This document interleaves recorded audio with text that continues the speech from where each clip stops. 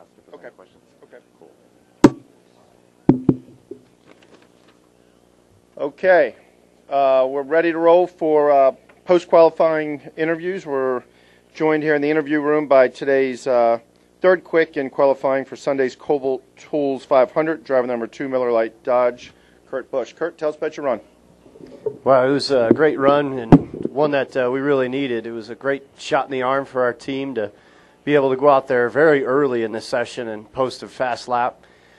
We actually made some big changes and hit it exactly right, and real proud of my guys for doing that. And had a shot at the pole for a long while, but all along knew that the track was going to cool down and that there was going to be some tough competitors at the end that would benefit from cooler track conditions. But overall, no, real proud of our lap. A great Friday for us, and we'll go into Saturday's practice with some enthusiasm about some of the changes we made today, and hopefully they'll carry over into race trim practice. But overall, solid effort. Third's good, and we got beat by a couple of Fords that ran solid laps as well. Second quick, driver number 43, Insignia HD TV Ford, A.J. Allmendinger. A.J., tell us about your run.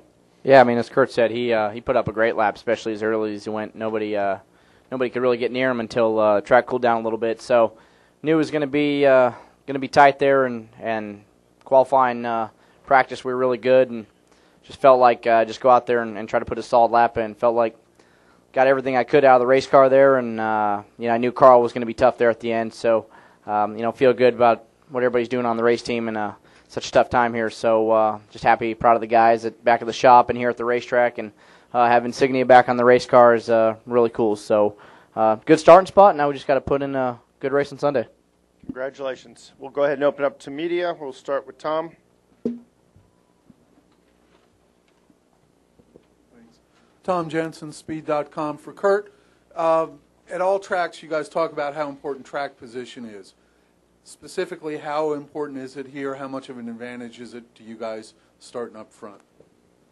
Well, it's nice to be up front and be one of the pace setters early on. But then with strategy and knowing when to pit versus how many laps are on the tires, all that can change around pretty rapidly. But for us, it'll be nice to be up front. The race starts at 1 in the afternoon, and it should be in the sunshine all day long. And we hope to just keep that track position and not have to battle from behind. And that's done by having solid pit stops. It's done by the crew chief communication with the driver, knowing when to pit and to put the proper amount of tires on. So it's great. And then we'll also have a great pit box selection, too, so that we're not boxed in on pit road. Compared to other tracks, though, is it a little bit more critical here? Compared to most other tracks, no. I mean, every track is about the same. I mean, you want to be up front. Yeah, it is a little bit tougher to pass here compared to a place like Texas. So, yeah, on a scale of 1 to 10, this is a track where you want to be up front, and it's a little bit more difficult to pass here, probably a 6 out of 10. Thank you. So, Louis Frank Reuters. AJ, could you talk a little more about, how difficult it must be for your team not knowing from day to day earlier this week whether you're going to be here, and about the effort that they put in to get you in a good car and what you went through to reward them with a good run?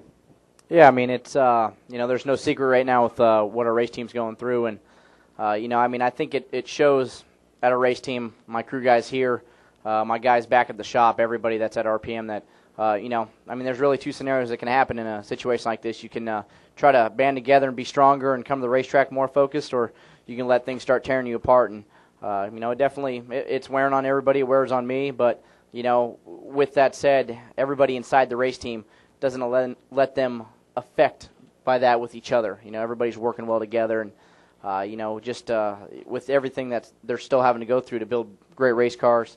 Doug Yates, everybody at Ford, they're still giving us great horsepower. So it's just it's a tough thing. But once we get to the racetrack, our cars are here, and it's pretty simple. We focus on the job in hand, and that's all you can do. You can just put your head down and keep working hard, and it makes it a lot easier to go out there and run up front and try to sell the race team than struggling and trying to sell the race team. So, that's all we can do. Any further questions up here? Any questions downstairs? I don't think we have any questions down. Okay, we got Lee, and then we'll go to Steve, and then to Jim. Lee Spencer, FoxSports.com. AJ, can you tell me what it is about this track that you really seem to like? Why does it play into your hand? I think it's more Mike Shiplett. and the guys. You know, Mike, he's got a good setup here. This was a track initially when I came to it in 07. I hated it. I struggled here. So, you know, it's the same thing. It's just kind of like Loudon. Once you get a good setup there, it makes it easier. And for us to go out there and in qualifying trim especially, we have a really good setup. It's something that we need to work on in race trim. We struggled a little bit in the race here in the spring. Race trim today, we were okay. We weren't great, so we definitely got to keep working on it. But I think it's just once you have a good setup, you can just start building off of it instead of just trying to start from scratch and showing up every weekend with a different setup. Steve Richards with PRN for Kurt. Could you talk about what you're going to work on in practice tomorrow? How good a car do you have for Sunday, do you think, at this point? Yeah, we've got quite a bit of different rear end package in the car. That's things that we've been messing with on the 1.5 miles that have given us success. This track isn't asking for those types of changes to be made, but we're going to start with those tomorrow and see how it plays out for us. It's just difficult to get in those good long runs to understand what the tire wear is going to give you. So you have to go off of feel, go off of lap time. The crew chief, the spotter, they're looking at the car's attitude on track, how it looks, and I'm giving the feedback that I can to communicate to them. And so it's a normal Saturday. I mean, we're not going to stick with the same package and just try to run with it because we haven't won recently. We've got to try something that's going to help us bridge over into victory lane and really celebrate big with Miller Lite being on the car for the last couple races. Jim Uttershaw, Observer. AJ, you talked about the struggles getting to the end of the season here, but you're a guy who has already made an announcement and has a vested interest in next season with RPM. Is there anything that you have really learned about next season or know much about it at this point?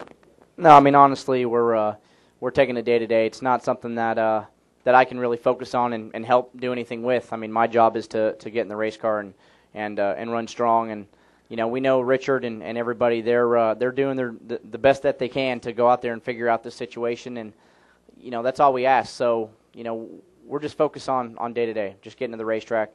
You know, these next 2 weeks are really important. We got Insignia back on the car for the last 2 races, and you know, they've been a huge supporter of this race team throughout the year. And next week we have a huge Ford promotion with 43 Ford Fiestas and have a chance to go out there and win 43 fans of Ford Fiesta. So those are the things that I'm focused on. Next year is something that as we go in the off season, we got to learn more about what's happening with the race team. But you know, honestly, no matter what, I can't do anything about it. I just got to go out there and do my job and you know, try to make Best Buy and everybody happy and just focus on that. Just one last check over at the press box. Anything? Gentlemen, congratulations. Good luck this weekend.